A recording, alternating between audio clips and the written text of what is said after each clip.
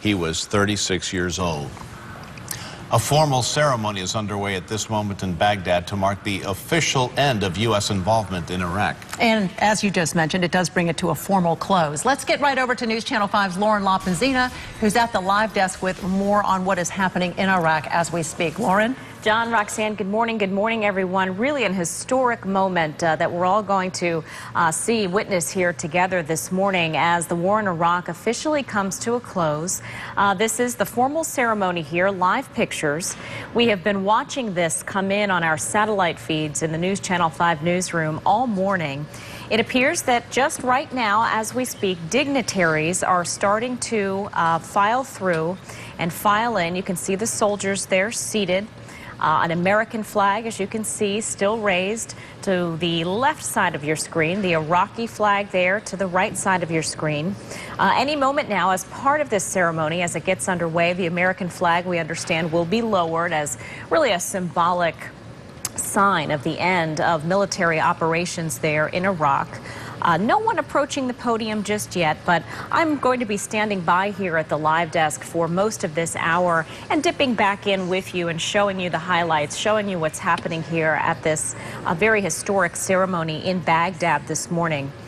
Let's go ahead now and check in with Tracy Potts in Washington, who has more now on the end of the war in Iraq as a whole. This morning, Defense Secretary Leon Panetta participates in an end-of-mission ceremony at the Baghdad airport, taking down the last U.S. flags, marking the end of this 9-year-old war. I'm proud to finally say these two words, and I know your families agree. Welcome home. Welcome home. President Obama congratulated troops and thanked military families at Fort Bragg Wednesday. You too have the thanks of a grateful nation. We are ending a war, not with a final battle, but with a final march toward home.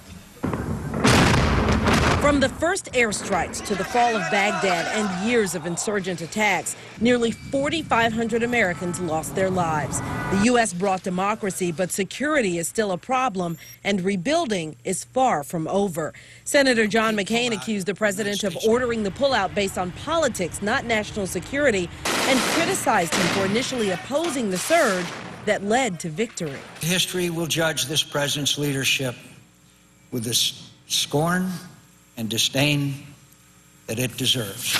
But today, no failure, victory. He's very happy that he's going to be here for Christmas. Say, Daddy, look at Daddy's right there. The troops are finally coming home. The Congressional Budget Office says we've spent over $750 billion on this war. From Washington, I'm Tracy Potts, WPTV News Channel 5. And once again, we're looking live in Baghdad as we are waiting for the flag lowering ceremonies to begin. Defense Secretary Leon Panetta will be presiding over these ceremonies. As you see, the soldiers now seated, and we will be dipping back into this as the ceremony gets underway this morning. Again, live in Iraq as the war in Iraq is about to come to an official end. That also brings us to this morning's Feedback 5 question that we're asking on Facebook and Twitter by looking for the hashtag AM crew.